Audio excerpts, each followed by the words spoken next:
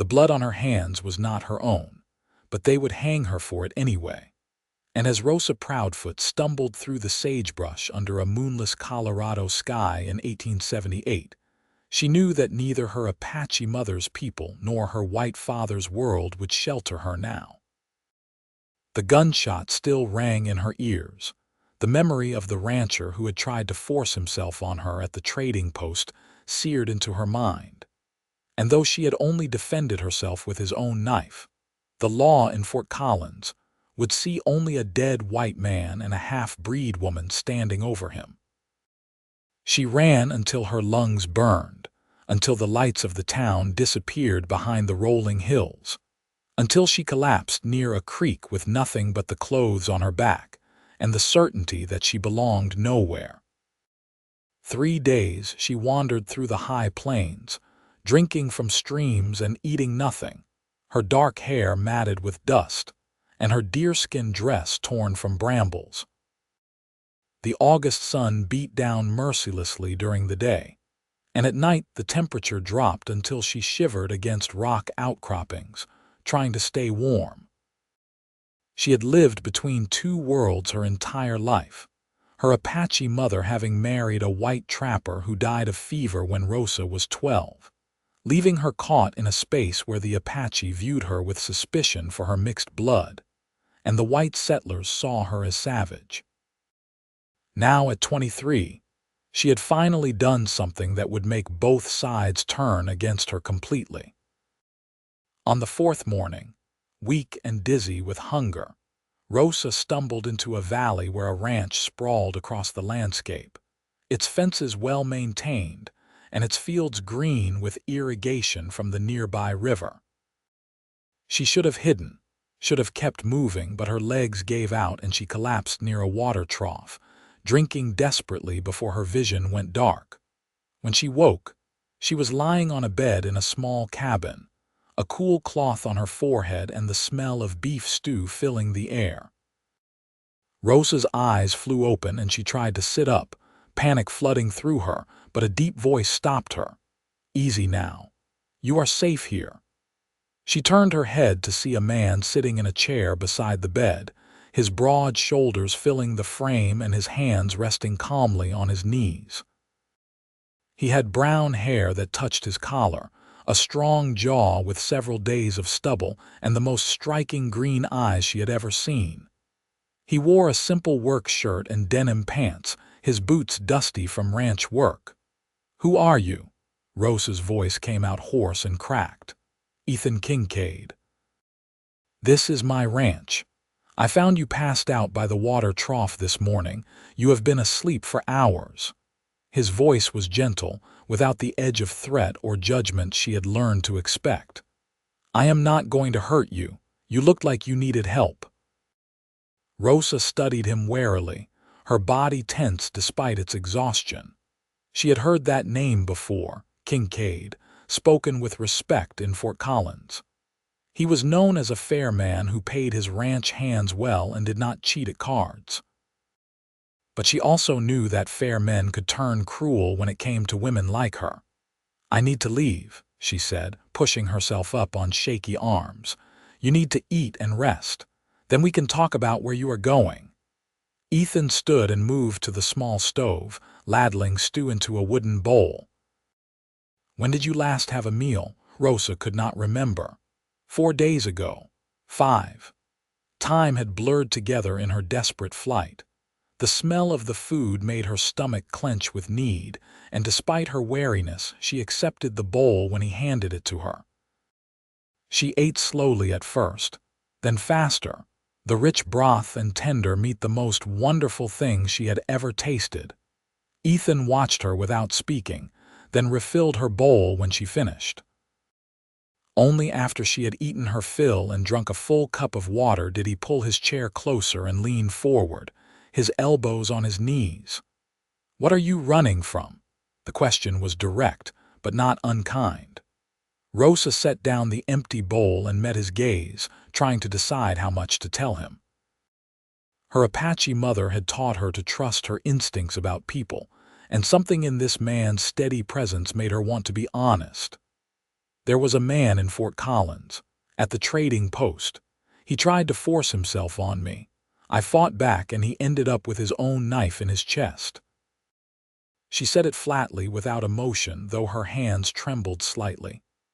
"I did not mean to kill him, but I am Apache and white, which means I belong to no one and no one will defend me, so I ran." Ethan's expression darkened, his jaw tightening. "Who was he?" "Samuel Briggs.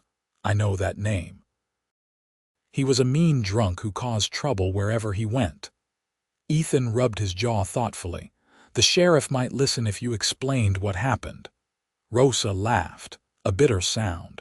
"The sheriff will see a dead white man and a woman with Apache blood. There will be no trial, just a rope." She watched his face carefully, waiting for him to tell her to leave, to distance himself from her troubles. Instead, Ethan was quiet for a long moment, his green eyes thoughtful. "Then you should stay here," he said finally. Rosa blinked. "What? Stay here? At least until things calm down." "I can always use help with the ranch work, and my house could use a woman's touch. The cooking, the cleaning. I will pay you fair wages and you will have a safe place to sleep." He paused, then added, "I do not believe in punishing people for defending themselves. And I do not believe a person's worth is measured by their blood." The words hit Rosa like a physical thing, unexpected and overwhelming. She stared at this rancher who had every reason to turn her away, who was instead offering her sanctuary. Part of her wanted to refuse out of pride, to prove she could survive on her own. But the larger part, the part that was exhausted and frightened and so tired of running, wanted desperately to accept. "Why would you do this?" she asked quietly. "You do not know me." Ethan smiled, and it transformed his whole face, making him look younger and somehow more open. "Maybe that is exactly why I should. Everyone deserves a chance, do not they? Besides, I have been running this ranch alone since my brother went east 3 years ago. It would be nice to have someone to talk to over dinner." Rosa felt something unfamiliar stir in her chest, something that might have been hope. "I am good with horses," she offered. "My mother's people taught me, and I can sew and cook, though not white food, very well." "Then you will teach me Apache cooking and I will teach you how I like my coffee. We will figure it out." Ethan stood and extended his hand. "What do you say?" Rosa looked at his outstretched hand, calloused and strong, offering something she had never truly had, a place to belong. Slowly she reached out and placed her smaller hand in his. His grip was warm and firm, and when their eyes met, she saw nothing but honest kindness. "I will stay," she whispered. "Thank you." "No thanks needed. We all need help sometimes." Ethan released her hand, but his smile remained. "Rest more if you need to. I have work to do in the north pasture, but I will be back before sundown. There is more food in the pot if you get hungry." After he left, Rosa lay back on the bed and stared at the rough wooden ceiling, her mind spinning. She had expected to die in the wilderness or at the end of a rope, but instead she had found this unlikely sanctuary. She did not know if she could trust it to last, but for now, she would let herself rest. Over the following days, Rosa began to understand the rhythm of Ethan's ranch. He rose before dawn to tend to his cattle and horses, a small herd of about 50 head that he managed mostly alone with occasional help from neighboring ranchers during branding season. The ranch house itself was simple but sturdy, built of timber and stone with 2 bedrooms, a main living area with a fireplace, and a kitchen that looked barely used. True to his word, Ethan set Rosa up in the 2nd bedroom and asked nothing of her for the first few days beyond resting and recovering, but Rosa was not accustomed to idleness. On the 3rd morning, she rose early and began exploring what the ranch had to offer. She found a garden plot that had been neglected, full of weeds but with good soil. The chicken coop had 6 hens that were clearly not being tended properly. And in the stable, she discovered 3 beautiful horses, a black stallion, a gray mare, and a young chestnut gelding with intelligent eyes. She started with the horses, speaking to them in the soft Apache her mother had taught her, running her hands over their coats and checking their hooves. The chestnut gelding nickered and pressed his nose against her shoulder, and Rosa felt the familiar peace that came from being around horses. She cleaned out their stalls, laid fresh hay, and made sure their water troughs were full. When Ethan returned for lunch, he found her in the garden, pulling weeds with fierce determination despite the hot sun beating down on her back. He stood watching her for a moment, taking in the way she moved with efficient grace, her dark hair tied back with a strip of leather. "You did not have to start working yet," he called out. Rosa looked up, squinting against the sunlight. "I am not good at sitting still. And this garden deserves better than what it has been getting." Ethan walked over and surveyed her morning's work. "My mother used to keep this garden beautiful. After she passed 5 years ago, I am afraid I let it go. I can keep cattle alive, but plants seem to die the moment I look at them." "Plants need attention and patience," Rosa said, brushing dirt from her hands. "Like most living things." They ate lunch together at the rough wooden table, a simple meal of bread and cheese that Rosa had prepared. The conversation was comfortable and easy, Ethan asking her about Apache methods of horse training, and Rosa listening as he explained his plans to expand the herd next spring. There was no pressure, no expectation beyond the simple sharing of a meal, and Rosa found herself relaxing in a way she had not in years. As days turned into weeks, a pattern emerged. Rosa worked on reviving the garden, tended to the chickens, and spent hours with the horses. She proved to be as skilled as she had claimed, and soon Ethan was asking her advice on training the young gelding. In return, she learned the ways of running a ranch, helping with fence repairs and cattle drives when extra hands were needed. In the evenings, they would sit on the porch and watch the sun set over the Colorado plains, talking about their lives. Rosa learned that Ethan was 27, that he had inherited the ranch from his father who died in a riding accident, and that he had once been engaged to a woman in Denver who decided ranch life was too rough and married a banker instead. He spoke of it without bitterness, simply as something that had happened, and Rosa respected his pragmatic acceptance. In turn, she told him about her childhood, about her Apache mother who had been beautiful and fierce, who had taught her the ways of her people even while living among whites. About her father who had loved her mother deeply but never fully understood her, and how his death had left them vulnerable. About the years spent moving between Apache camps and white settlements, never quite fitting in either place, always marked as other. "That must have been lonely," Ethan said one evening, his voice soft in the gathering darkness. "It was," Rosa admitted. "I used to think that if I could just choose one side, just fully commit to being Apache or white, then I would find my place. But I am both and neither. I do not belong anywhere." The words hung in the air between them, heavy with years of pain and displacement. Ethan was quiet for a long moment, and Rosa braced herself for empty platitudes or worse, pity. Instead, he reached over and took her hand, his rough palm warm against hers.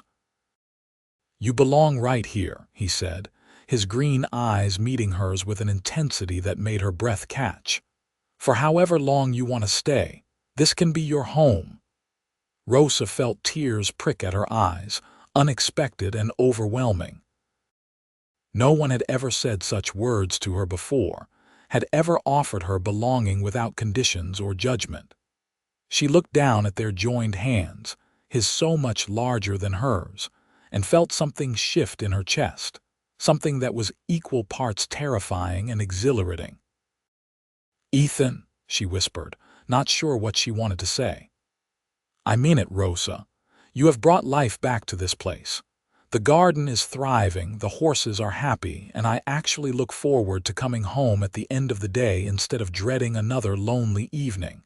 You belong here."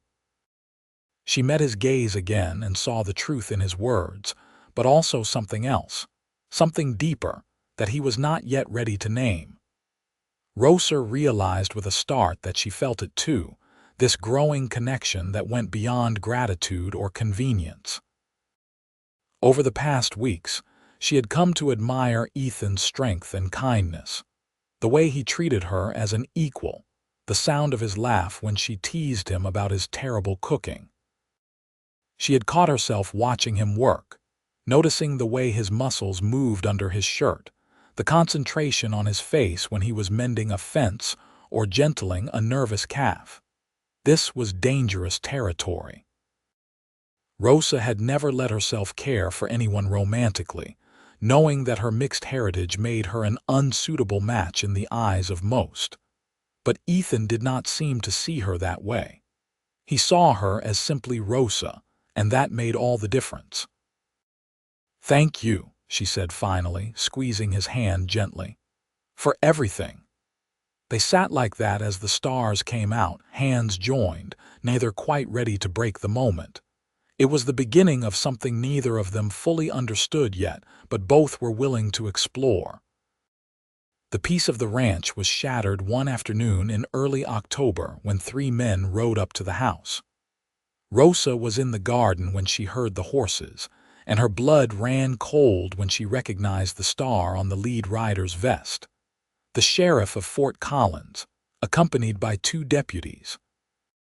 She dropped her basket of vegetables and ran for the house, her heart pounding. Ethan was working on fixing a section of the barn roof, but he must have seen the riders too because he was already climbing down the ladder, his expression wary. "Stay behind me," he said quietly when Rosa reached him, and she noticed he had positioned himself between her and the approaching lawmen.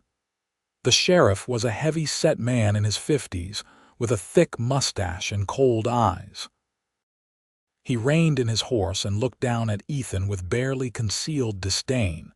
"Kincaid, heard you have been harboring a fugitive." "I have an employee," Ethan corrected, his voice steady. "Miss Proudfoot works on my ranch. Miss Proudfoot is wanted for the murder of Samuel Briggs. She needs to come with us." The sheriff's hand rested on his gun belt, a casual threat. "Samuel Briggs attacked her. She defended herself. That is not murder, that is survival." "That is for a judge to decide. Now step aside." Ethan did not move. "No." The word hung in the air, flat and final. Rosa grabbed Ethan's arm, panic rising in her throat. "Ethan, do not. They will arrest you too. Let them try." He kept his eyes on the sheriff. "You know as well as I do that she would not get a fair trial. Half the town already decided she is guilty because of her blood. I will not let you take her to hang for defending herself against a man who had a reputation for violence." The sheriff's face reddened. "You are obstructing justice, Kincaid. That is a crime." "What is a crime is ignoring what really happened because it is easier than standing up for what is right." Ethan's voice rose, carrying across the yard. "Samuel Briggs tried to rape her. She fought back. If she had been a white woman, you would have called her brave. But because she is Apache, you want to hang her. Tell me how that is justice." One of the deputies shifted uncomfortably in his saddle, and Rosa saw doubt flicker across his face. The sheriff, however, was unmoved. "Last chance, Kincaid. Step aside or I will arrest you both." "Then you better bring more men, because I am not letting you take her." Rosa's heart was hammering so hard she thought it might burst from her chest. Ethan was risking everything for her, his freedom, possibly his life. She could not let him do that. She was about to step forward and surrender when a new voice called out. "What seems to be the problem here, Sheriff?" 5 more riders were approaching from the east, neighboring ranchers who must have seen the law arrive. Rosa recognized them from the few times Ethan had needed extra help with his herd.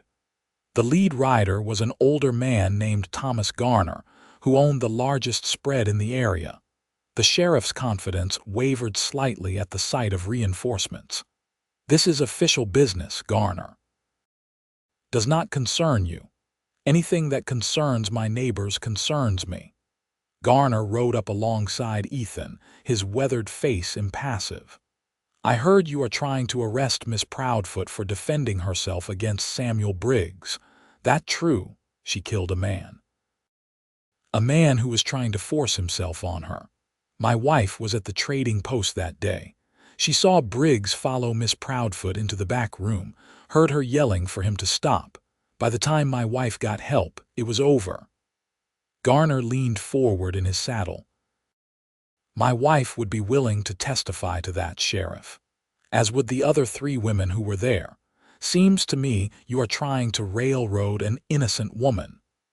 Rosa stared at Garner in shock. She had not known there were witnesses, had assumed in her panic that no one would speak for her. But here was this rancher, a man she barely knew, offering to stand up for her. The sheriff looked between Garner, Ethan, and the other ranchers who had formed a protective semicircle around the house. He was outnumbered and he knew it. "This is not over," he growled. "The law is the law." "Then enforce it properly," Ethan shot back. "Investigate what really happened instead of jumping to conclusions. Talk to the witnesses. And until you have actual evidence of wrongdoing, stay off my land." For a tense moment, no one moved. Then the sheriff jerked his reins and turned his horse. "You are making a mistake protecting her, Kincaid. People will talk. Let them." The lawmen rode away, their horses kicking up dust. Rosa did not realize she was shaking until the sheriff was out of sight. Her knees buckled and Ethan caught her, his strong arms wrapping around her. "It is all right. You are safe. I will not let them take you."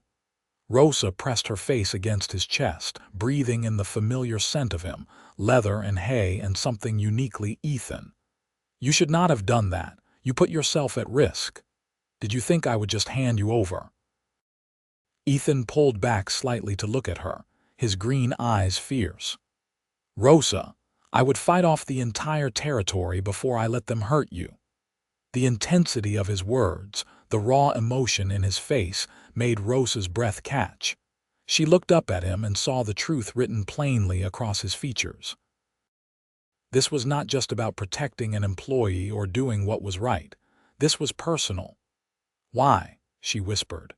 Ethan's hand came up to cup her face, his thumb brushing across her cheekbone with infinite gentleness. "Because somewhere in the last 2 months I fell in love with you. Because you make every day better just by being in it. Because when I imagine my future, you are in it. Because you belong here, Rosa. With me."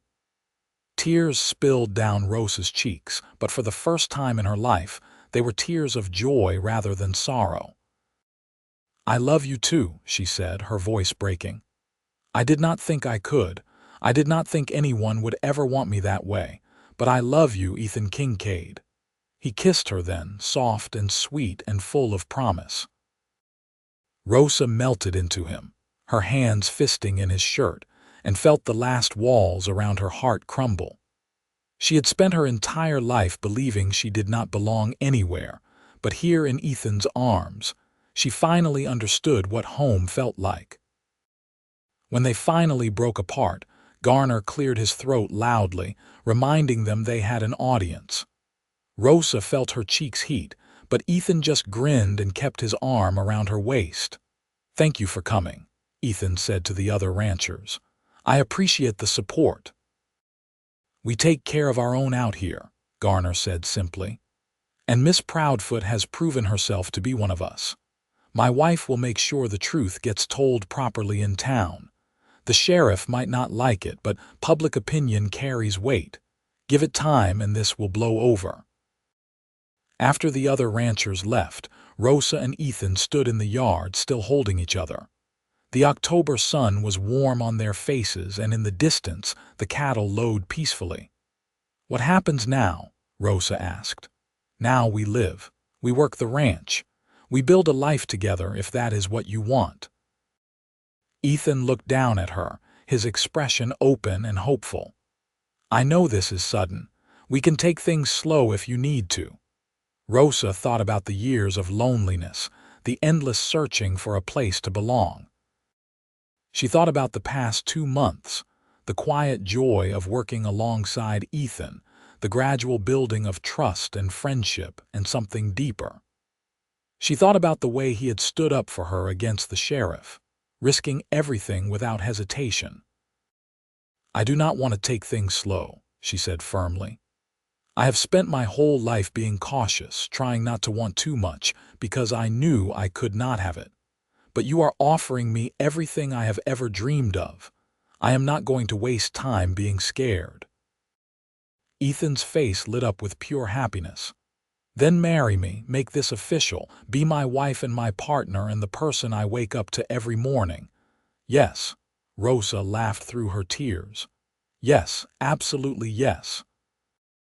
He picked her up and spun her around, both of them laughing like children, giddy with love and relief and the sheer improbability of finding each other. When he set her down, he kissed her again, deeper this time, and Rosa felt the last pieces of her broken past fall away. She was no longer a woman caught between two worlds. She was simply Rosa, loved and wanted and home. They were married 3 weeks later in a simple ceremony at the ranch, with Garner and his wife as witnesses and a traveling preacher who asked no questions about Rosa's heritage. Mrs.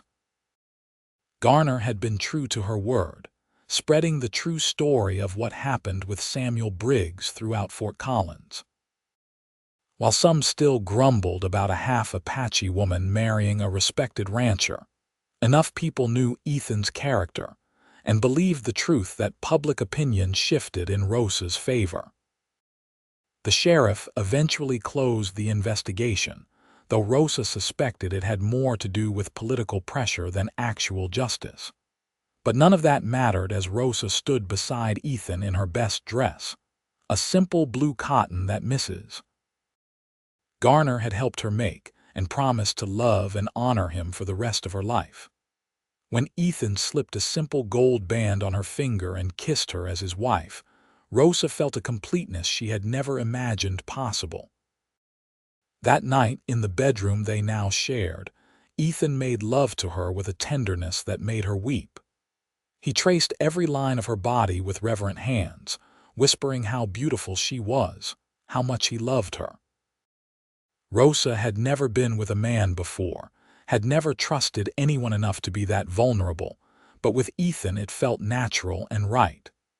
They moved together in the lamplight, learning each other's rhythms, and when Rosa finally fell asleep in his arms, she did so with a smile on her face. The winter was cold that year, with heavy snows that blanketed the Colorado plains. Rosa and Ethan spent long evenings by the fire, talking and laughing and planning for the future. She taught him words in her mother's language and told him stories of Apache traditions. He shared his dreams of expanding the ranch, maybe breeding horses as well as cattle, and asked her opinion on everything. They were partners in the truest sense, making decisions together and supporting each other through the difficult days when supplies ran low or cattle got sick. Rosa discovered she was pregnant in March, just as the snow was starting to melt and the first green shoots appeared in her revived garden. She had suspected for a few weeks, but wanted to be certain before telling Ethan. When she finally did, announcing it casually over breakfast, he dropped his fork and stared at her in stunned disbelief, before letting out a whoop of joy and sweeping her into his arms. "A baby. We are going to have a baby." He said it like he could not quite believe it, his hand coming to rest on her still flat stomach. "Are you happy? Is this what you want?" Rosa covered his hand with her own, marveling at the new life growing inside her. "I am terrified and thrilled and so very happy. Yes, this is what I want." They began preparing immediately.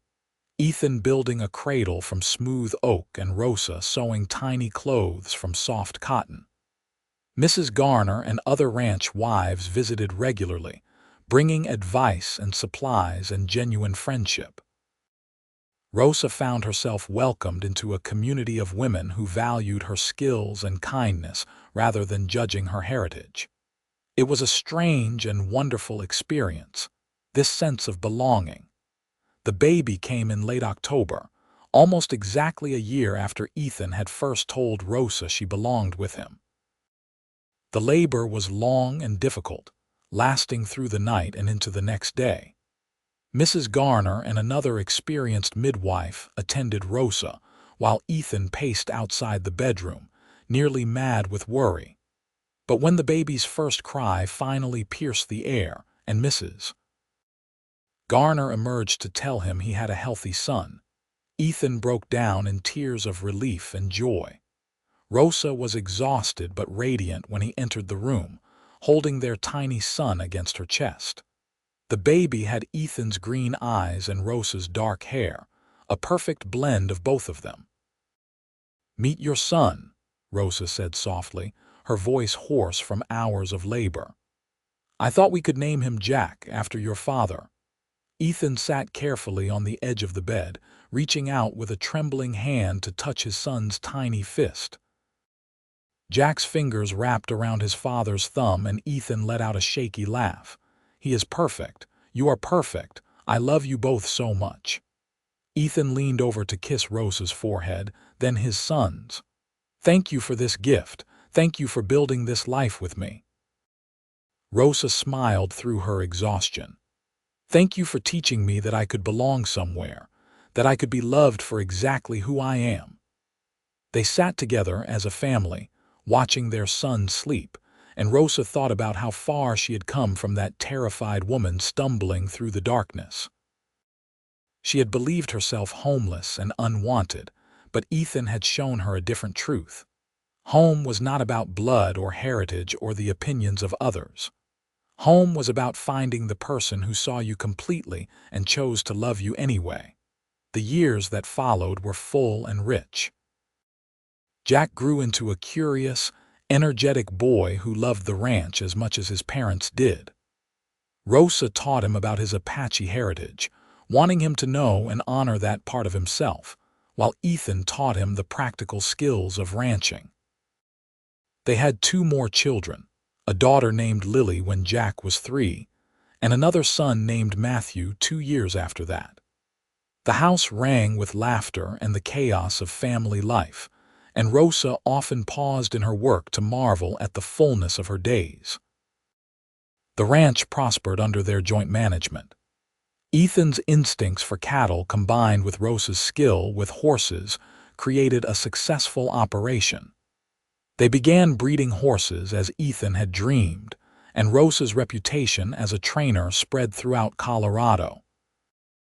People came from as far as Denver to buy horses that she had worked with, knowing they were getting animals that were both well-trained and well-treated. Rosa also became a bridge between the Apache communities and the white settlements. She spoke both English and her mother's language fluently, and had lived in both worlds long enough to understand each perspective. When tensions arose, local leaders often asked her to mediate, trusting her fairness and insight. It was difficult work, especially as more white settlers pushed into traditional Apache lands and conflicts increased. But Rosa did what she could, using her unique position to foster understanding and prevent violence when possible. Through it all, Ethan stood beside her as her staunchest supporter.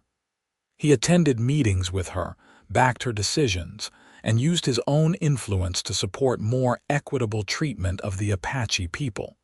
It was not always popular. Some of their white neighbors thought they were too sympathetic to the natives, and some Apache leaders were suspicious of their involvement.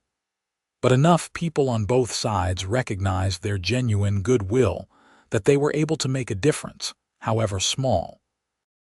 One spring evening when Rosa was 35, She sat on the porch watching the sunset paint the sky in brilliant oranges and purples. Jack was 19 now, working the ranch alongside his father and courting a sweet girl from a neighboring spread. Lily, at 16, had inherited her mother's way with horses and was training a spirited mare in the corral. Matthew, 14, was supposed to be doing his schoolwork, but was actually reading a dime novel behind the barn, not realizing his mother knew exactly where he was. Ethan came out of the house and settled into the chair beside her, handing her a cup of coffee made exactly the way she liked it after all these years.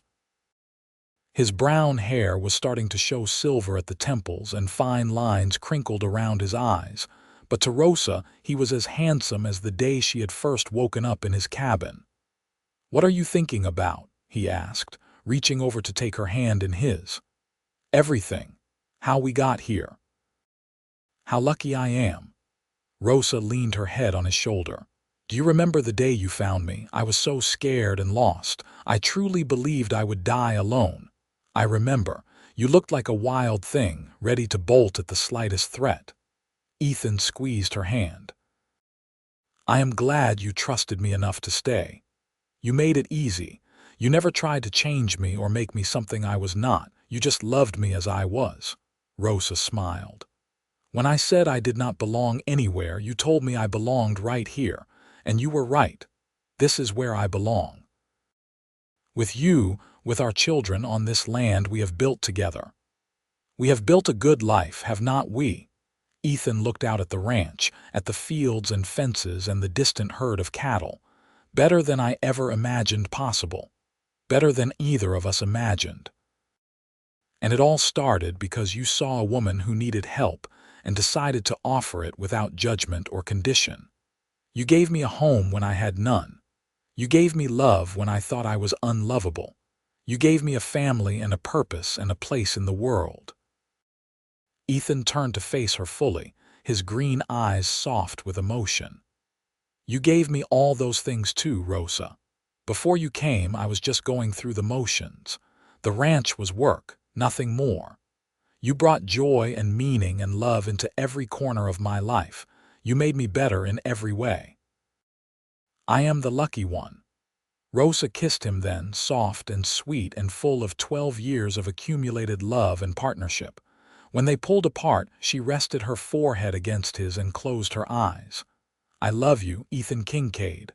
I love you, Rosa Kincaid." They sat together as the stars began to appear in the darkening sky, hands clasped, watching their children and their land and their life spread out before them. Rosa thought about the scared young woman who had stumbled onto this ranch so many years ago, certain she belonged nowhere. That woman had been wrong. She belonged here in this exact moment with this exact man, living this exact life. Home was not a place you were born into. Home was something you built with the people you loved, brick by brick, day by day, choice by choice. Home was the sound of your husband's laughter and your children's voices. Home was working together in the garden on a summer morning and sitting together on the porch as evening fell. Home was knowing that no matter what happened, you had someone who would stand beside you and face it together. Rosa had found her home. She had found her place, and she had found it here with Ethan on this ranch under the vast Colorado sky. As the years continued to roll by, the Kincaid Ranch became a landmark in the area, known not just for its quality cattle and horses, but for the family who ran it with such obvious love and dedication. Jack eventually married his sweetheart, a kind young woman named Sarah, and they built a house on the eastern section of the ranch, planning to take over more of the operation as Ethan and Rosa grew older. Lily surprised everyone by deciding to become a teacher, moving to Fort Collins but visiting home frequently. Matthew, always the adventurous one, spent 2 years working on ranches throughout Wyoming and Montana before returning home, declaring that the Kincaid Ranch was the finest operation he had seen. and he would be a fool to settle anywhere else. Rosa and Ethan became grandparents when Jack and Sarah had twin girls, causing an explosion of joy and chaos in the family. Rosa loved being a grandmother, teaching her granddaughters the same things she had taught her own children: respect for the land, kindness to all people regardless of their background, and the importance of standing up for what was right even when it was difficult. On their 20th wedding anniversary, Ethan surprised Rosa with a gift that made her weep. It was a painting, commissioned from an artist in Denver, showing the ranch at sunset with all of them gathered on the porch. Ethan and Rosa in the center, their children and grandchildren around them, the land stretching out behind them in shades of gold and green. At the bottom, the artist had inscribed a simple phrase in elegant script: "You belong right here." "So you never forget," Ethan said, wrapping his arms around her from behind as she stared at the painting. "You belong here. You have always belonged here. From the moment I found you by that water trough, some part of me knew you were meant to be mine, and I was meant to be yours." Rosa turned in his arms and kissed him deeply, trying to pour every ounce of love and gratitude into that kiss. "I could never forget. Every day I wake up here is a gift. Every day with you is a blessing." They hung the painting over the fireplace, where it became the centerpiece of their home. Visitors always remarked on it, asking about the story behind such a beautiful family portrait. Rosa would smile and share the tale, not shying away from the difficult parts: her mixed heritage, the attack that had sent her running, the sheriff who had wanted to arrest her. But she always emphasized the good parts too: Ethan's immediate kindness, the neighbors who had stood up for her, the love that had grown between them. "The world can be cruel," she would tell people, especially young women who came to her for advice.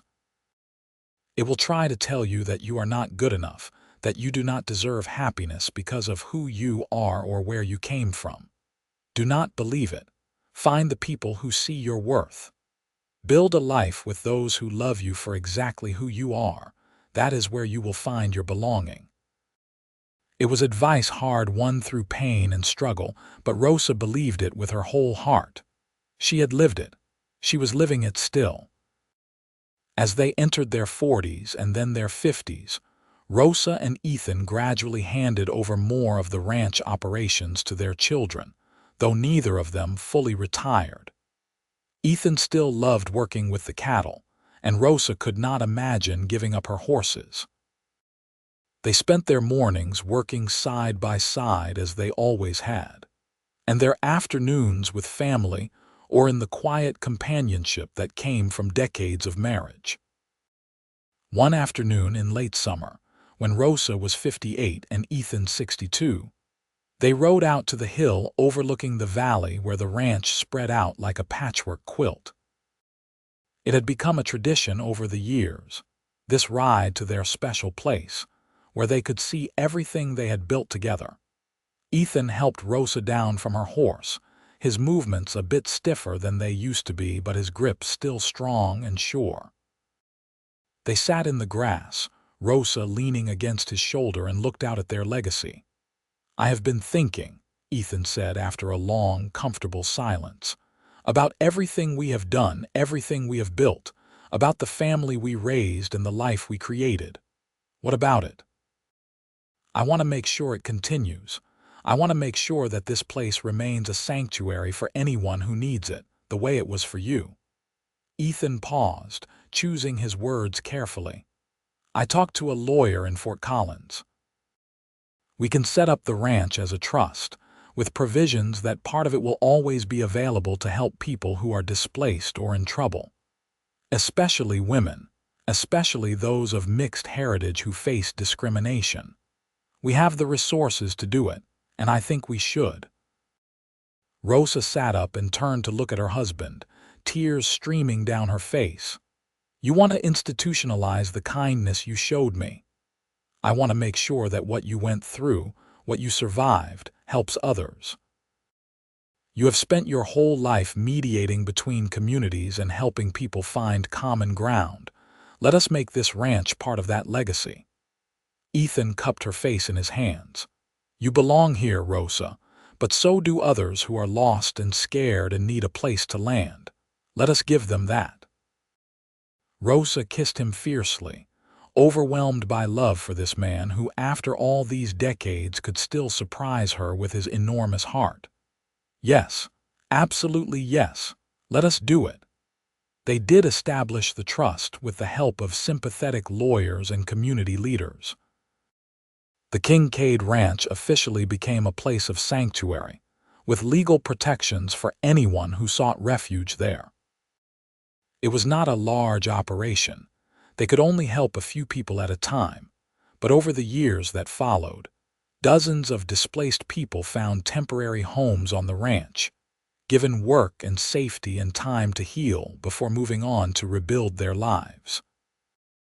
Rosa personally oversaw the program, using everything she had learned from her own experience to guide others through trauma and transition. Some stayed for weeks, others for months, but all left with the same message. You belong somewhere, even if you have not found it yet, and you deserve to be loved and safe. Through it all, Rosa and Ethan remained the heart of the ranch, their love story and inspiration to everyone who knew them. They had proven that love could cross any divide, that family was built through choice and commitment rather than blood, and that home was something you created rather than something you were born into. On their 50th wedding anniversary, the whole community gathered at the ranch for a celebration. Jack and Sarah had taken over most of the daily operations by then, with Matthew managing the horse breeding program that had become even more successful than they dreamed. Lily had retired from teaching and moved back to the ranch, helping Rosa with the sanctuary program. There were grandchildren and great-grandchildren running around, filling the air with laughter. As the sun set on that golden autumn day, Rosa and Ethan stood together on the porch, watching their family and friends dance and celebrate. Ethan's hair was fully white now, and Rosa's long braid was streaked with silver, but their hands were still clasped as tightly as ever. 50 years, Ethan mused. It has gone by so fast, and yet I remember every moment, every sunrise we watched together, every challenge we faced, every joy we shared. Rosa squeezed his hand. "If I could go back and do it all again, I would not change a single thing, not even the hard parts. Not even running through the wilderness, scared and alone." Rosa considered this, then shook her head. "Not even that, because those hard parts led me here. They led me to you, and that makes everything worth it." Ethan pulled her close and kissed her forehead, a gesture so familiar and beloved that Rosa felt it in her soul. "You are the best thing that ever happened to me, Rosa Kincaid. You made me better. You made my life mean something. We made each other better."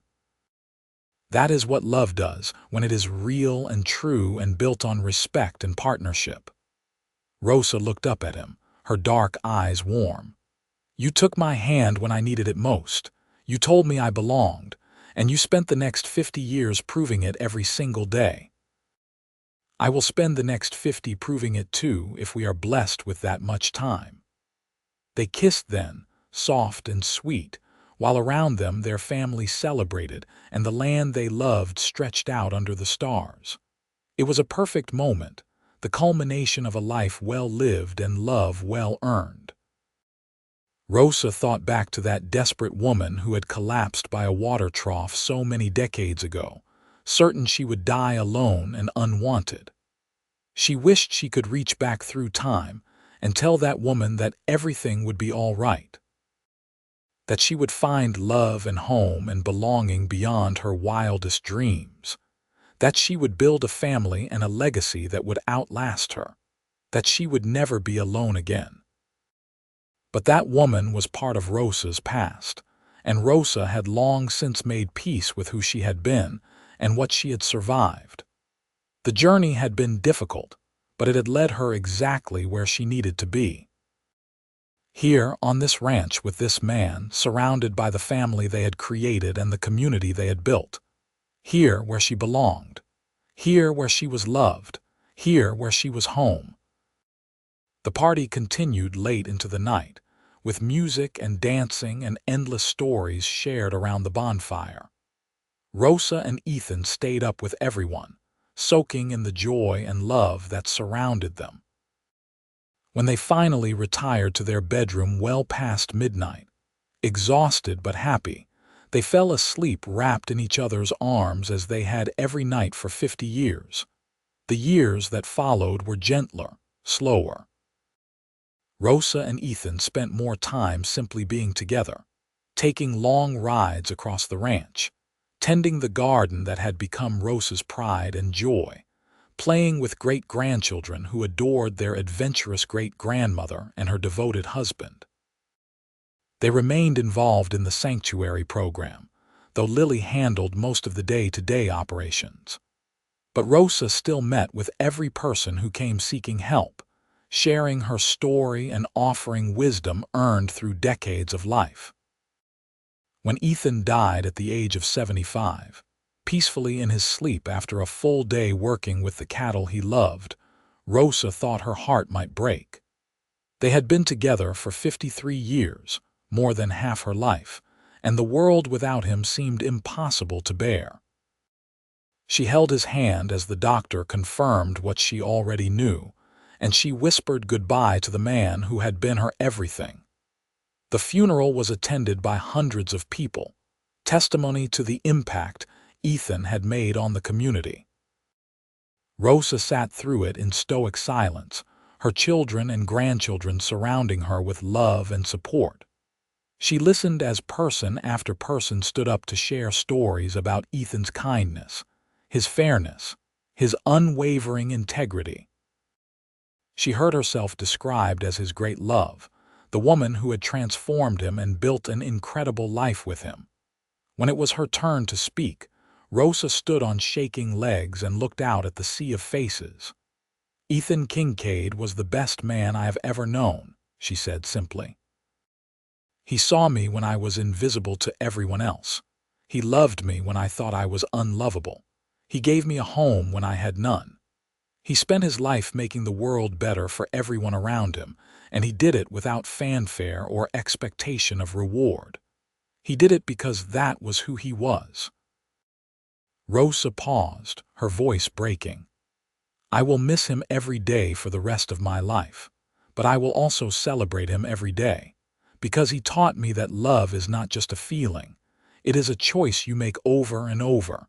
It is standing up for what is right even when it is hard.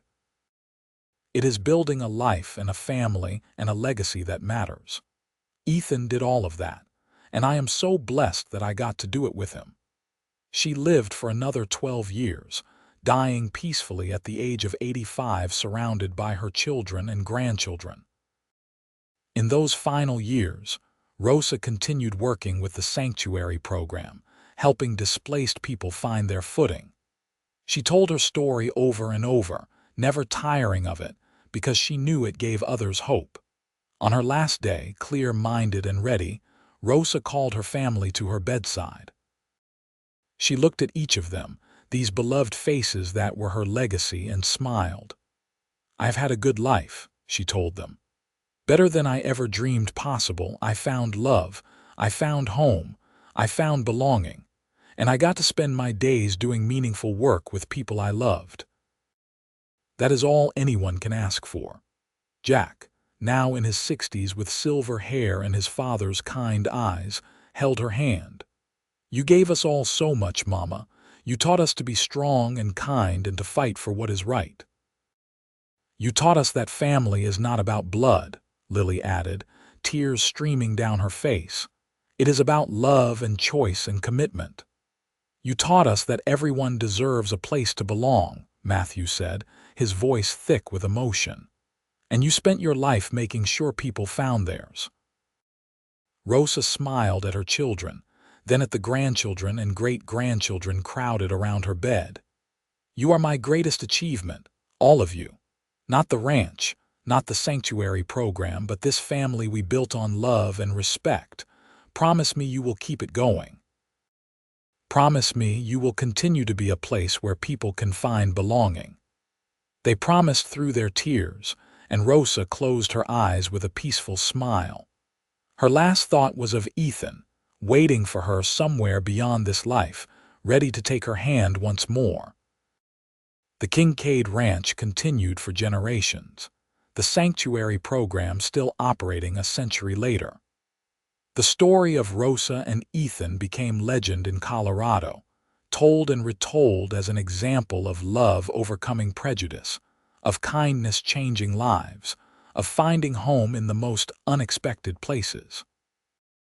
The painting that had hung over the fireplace for so many years was eventually donated to a museum, where visitors could see the family gathered together and read the inscription, "You belong right here."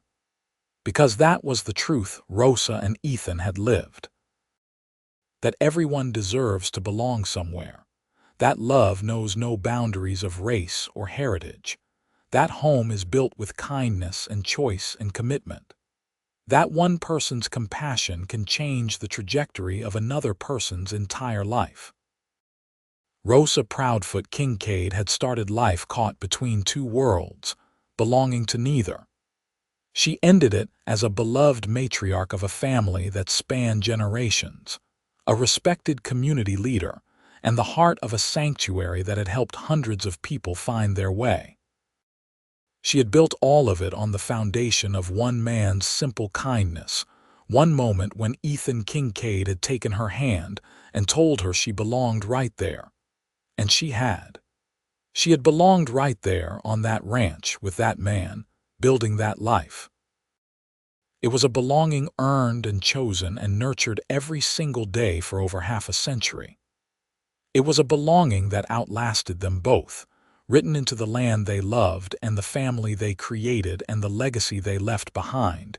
In the end, that was everything. To belong, to be loved, to build something that mattered. Rosa and Ethan had done all three, and in doing so, they had created a love story that would endure long after they were gone, a testament to the power of seeing someone's worth and offering them a place to call home,